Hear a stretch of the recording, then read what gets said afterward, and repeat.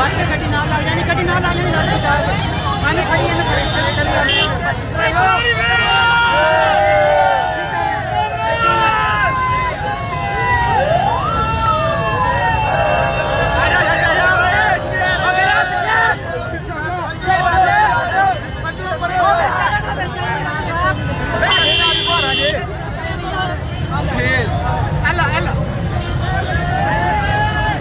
पीछे हो जा,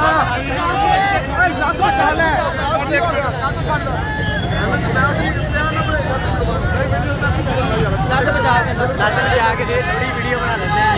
तेरी वीडियो अच्छी है नहीं, सारा कुछ तेरी अपनी वीडियो